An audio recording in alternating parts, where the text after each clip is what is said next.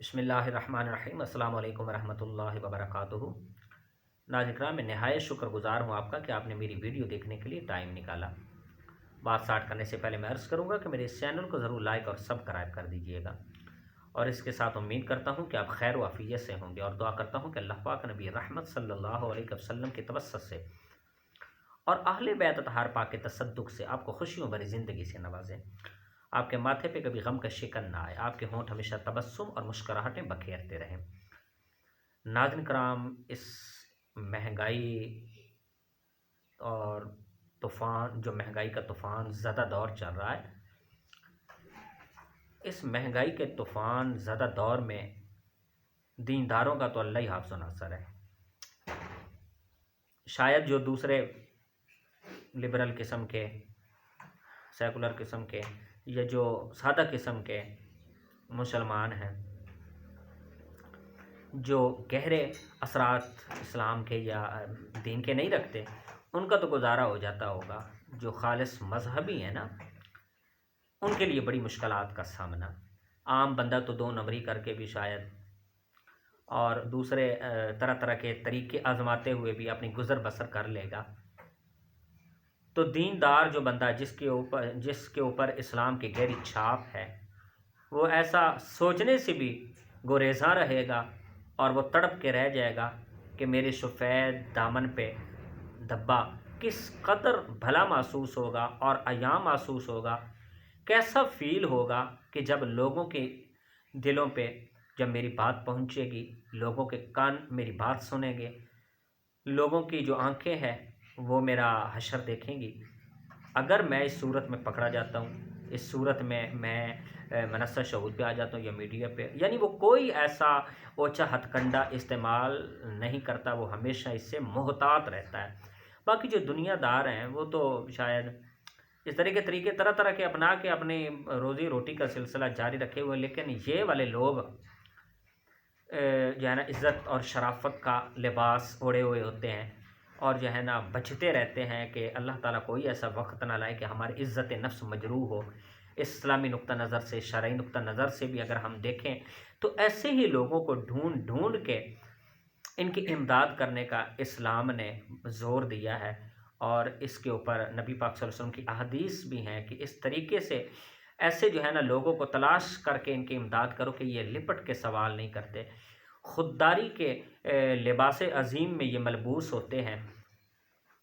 قصر شان سمجھتے ہیں بھیک مانگنے کو، یہ چوری کرنے کو، دو نمبری جیسے عوامل کو،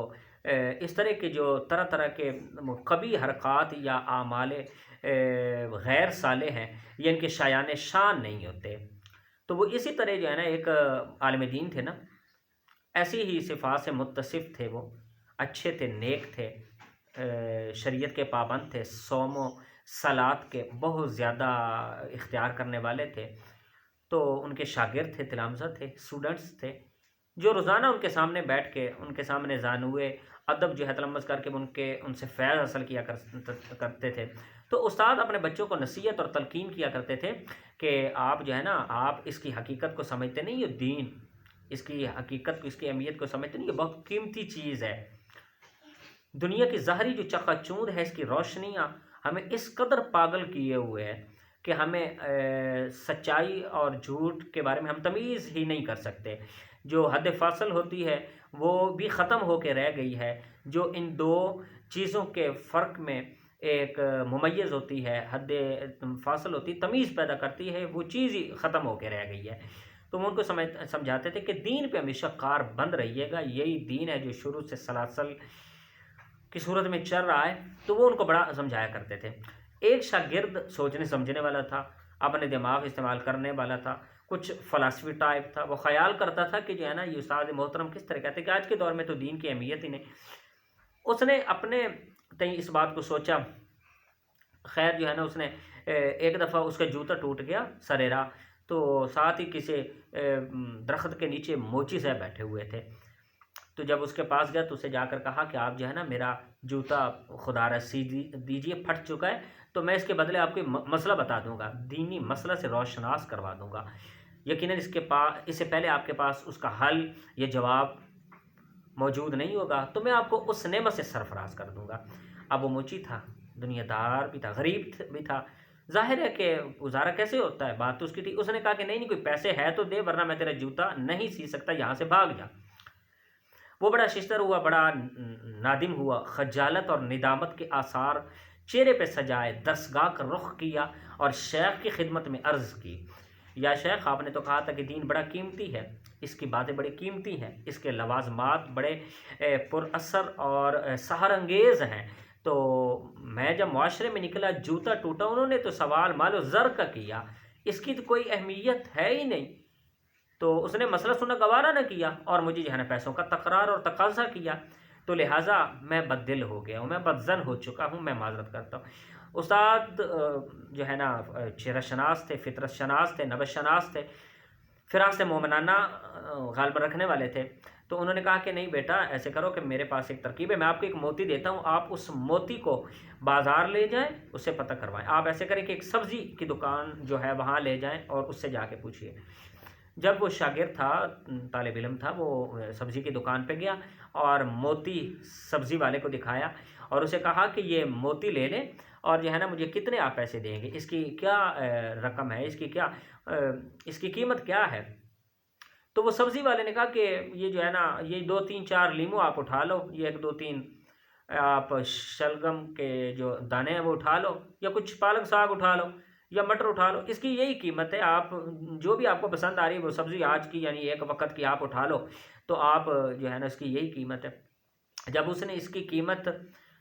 کلو 2 کلو یا آدھا کلو سبزی بتائی تو وہ بھاگم بھاگ پیچھے ہے، تو استاد کو کہا کہ استاد محترم، یہ جو ہے نا اس کی قیمت تو 1 پا 2 کلو یا 2 پا 3 پا، اس کی جو ہے نا صرف سبزی اس کی قیمت بنی ہے۔ اس نے کہا کہ اب جاؤ بیٹا، اس موتی کو لے کے نا کسی جوہری کے پاس جاؤ، کسی زرگر کے پاس جاؤ، آپ وہاں جاؤ تو اس سے جا کے پوچھیں اس کی قیمت کیا ہے۔ اب طالب علم نے صراف بازار کا رخ کیا، زرگر کے پاس پہنچے، جوہری کے پاس پہنچا، اسے جا کے کہا کہ جناب یہ دیکھیے موتی، اس کی قیمت ذرا بتلائیے کہ اس کی قیمت کیا ہے۔ جب جوہری نے اس بیش بہا اور گراں قدر اور انتہائی قیمتی کاسٹلی موتی کو دیکھا تو اس کی آنکھیں چندھیا گئیں، وہ کہنے لگا کہ میری ساری دکان لے لو، اس کے سارے لوازمات لے لو، اس کے اندر جتنی کوئی نقدی پڑی ہے وہ لے لو، اس کے اندر جتنا باقی جو سونا پڑا ہے، زیورات پڑے ہیں وہ بھی لے لو، حتیٰ کہ میں بھی آپ کے ساتھ چلنے کو تیار ہوں، یہ سب کچھ دینے کے بعد بھی